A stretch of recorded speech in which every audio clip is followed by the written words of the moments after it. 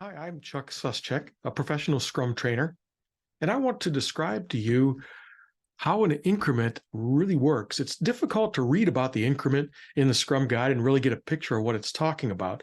So I use an analogy when I teach my classes. Let's say the product owner comes to me as a developer, and here's my product backlog, and we pick a few items that we're going to do during the sprint. That looks like the PBIs that are going to be completed. Before I start doing any work, I have a product. That is the current increment. During the sprint, a couple days in, I have a card that says put a marker on top. So I work on that. Now I have a marker on top. This is the current increment, the whole thing. A couple days later, I have another PBI that says put a marker on top. That is the increment. Not just the parts that have been added, but the whole thing. So by the time the sprint comes to an end and I put my last item on the top, this happens to be the current increment. That's what I inspect during the sprint review. So it's not like I have a bunch of different increments. It's that at any given one time, I have one increment that's meeting the definition of done. And that makes sense because we don't want disparate parts of our product to be partially finished while other parts are complete. So it's like this, another example here. I've got two parts to my product. It's like Microsoft Word and Excel, and I'm doing Office is my product, for example. A couple days into the sprint, it says put a marker on top. That is the current increment.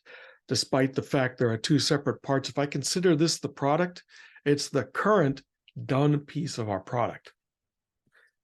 Now, let's talk about the definition of done. I'm working on my product, and I've got a card here that says, put a marker on top.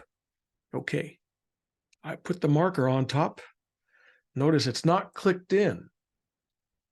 It's not done because over here, I have a definition of done that says, make sure that they are clicked in. So every time I put a marker in, now it's done. Now it's an increment. Another thing to look at with a definition of done. Every time I put a marker on, I click it. Oof.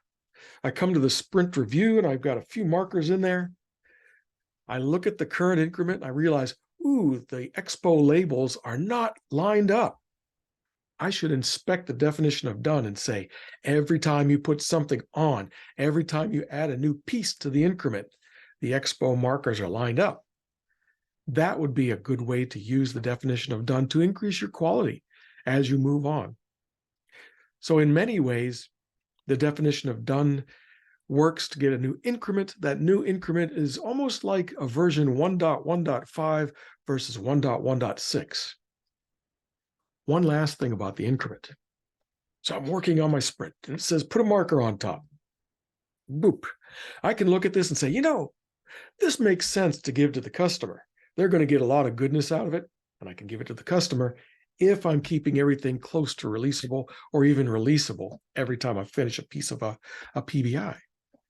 I get to the end of the sprint. That's the current increment. That's the last thing I did to completion. We might look at that and say, if we put one more marker on top, it would be more effective. We're not going to give it to the customer at the end of the sprint. So what I'm saying is, just because you have an increment that you're reviewing at the end of a sprint doesn't mean you have to release it. Just because you're in the middle of a sprint doesn't mean you can't release something if it's ready to be released. So I hope you found that useful. Again, I'm Chuck Suscheck. If you want to come to one of my classes, I'd like that. It's at www.suscheck.com. That has my current list. Have a good day.